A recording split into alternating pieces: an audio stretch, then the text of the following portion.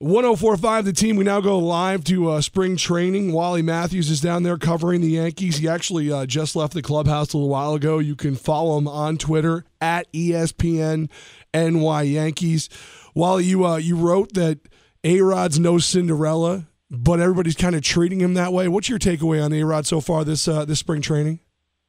Well, it's tough to say. It's interesting that you asked that today because it looks like he's not going to be playing in the first game on Wednesday, which is kind of interesting because the other day Joe Girardi was telling us that he's well along further than he was last year at this time, and he's coming in great shape. But for some reason, it doesn't look like he's playing on Wednesday. But I don't know. I mean, I think, as we've been through the A-Rod rehab tour, okay? He came back, he repaired his image, he did all the right things, said all the right things, and he had a good year. But now it's just like, okay, he's back. What's he going to do this year, And to me, a lot of the excitement about the A-Rod, A-Rod's presence on the team is not the same as it was last year.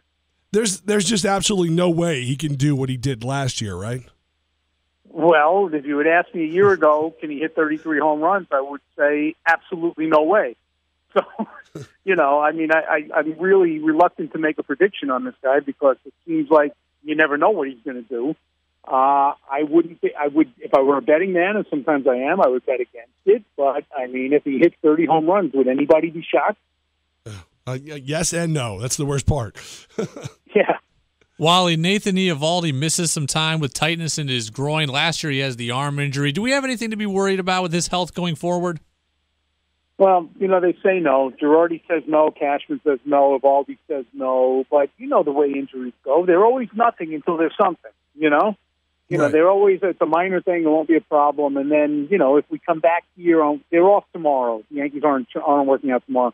But he's supposed to throw on Wednesday. So if we show up Wednesday morning and they say, well, we decided to push Nathan back another day, then, maybe it's a little more than we're being told. But, my nature is, when somebody tells me something, I generally believe they're telling me the truth, even though I know that they don't always do that. So I'm going to take them at their word that it's a minor thing and he's supposed to throw Wednesday. So we'll see. Wally Matthews covers the Yankees for ESPN New York. Great Twitter follow, especially when people try to give him lip on Twitter, at ESPN NY Yankees. Wally, the Aroldis Chapman situation, we're hearing about the appeal process before we even know what the actual punishment's going to be. It's very interesting, isn't it? It's rare that, a guy who hasn't even been convicted of anything is already saying, I'm going to appeal. But it's like every single day, one of us, if not more of us, and I'm talking about the media, hears a tip from somebody or other in the know who says, it's today's the day. Well, I've been here, I think, like 14 days, and I've heard that every single day, and the day hasn't come yet. Who knows what's going to happen here? I think it's a thorny issue. We talked to Tony Clark yesterday of the Players Association, and he's not even clear on exactly what the commissioner can do, whether he can bar him from the rest of spring training, whether he allows him to practice with the team but then shuts him down on opening day. There's so much that still has to be hashed out between the league and the union. That could be the reason why we haven't had a decision yet. But I do think that Manfred is going to want to make a show of being the anti-Roger Goodell. It's like, our league doesn't tolerate domestic violence, and we're going to do something about this. So I do expect that something's going to come down, and, I expect it any day, as I have for the past 14 days. Wally, we know that this potential suspension could impact Chapman's impending free agency. If he's suspended for more than 40 games, the Yankees are going to get him for another year of team control. Do you think that factored in to their decision to go after him, knowing they may end up being able to get him for a year and a half? Well, that's a funny thing. In my cynical mind, my gut tells me that they would be rooting for like a 41-game suspension, but they insist that that's not the case, that they want him, every day of the season. They don't want him to be suspended at all. But, geez, that would work out nicely, wouldn't it? a little pot of gold at the end of the rainbow right there for the Yankees. Yeah, it's like now we got him for 2 years or, 1 7/8 years. Yeah, I think they would take that. Wally Matthews joins us. Wally, I'm a bona fide Yankee homer. People love and hate me for it. I'm getting really... me too. Okay. Well, all right, yeah, exactly. I watch you on Twitter. You and I feel like you say all the stuff that I want to say, but you just say it first, so I feel like I'm only a copycat if I say it. Oh, thank you. Aaron Judge, am I getting really excited about nothing? The kid just hit a 500-foot home run or whatever they're calling it. Like, how soon could we see him, and how excited should I be as a fan? You should temper your enthusiasm. Yes, he's big and bad, and he can hit the ball a long way in batting practice. But, let's just not forget, he was really tearing it up in Double-A. They moved him up to Triple-A. Pitchers are a little bit better, and he struggled.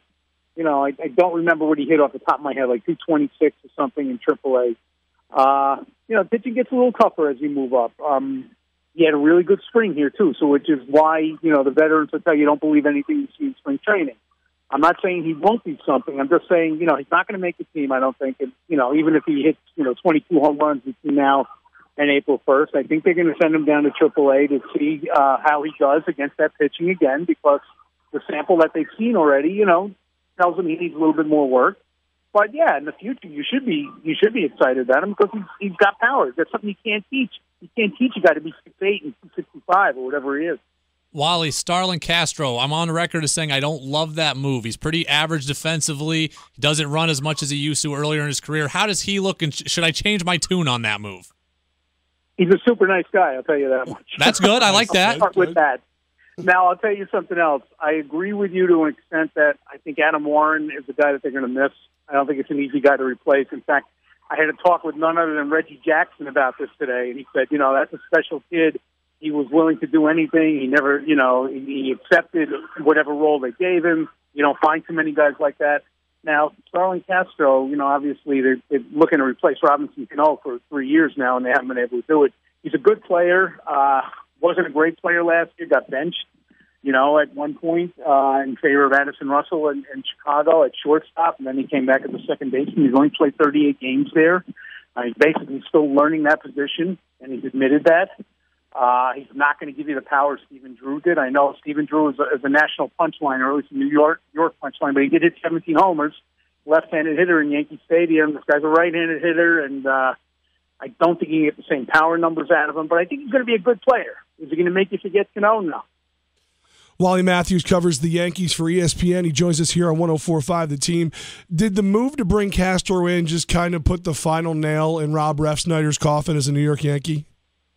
Not necessarily. I mean, they do like his bat. They are giving him some reps at third base. They know they're going to need backup players.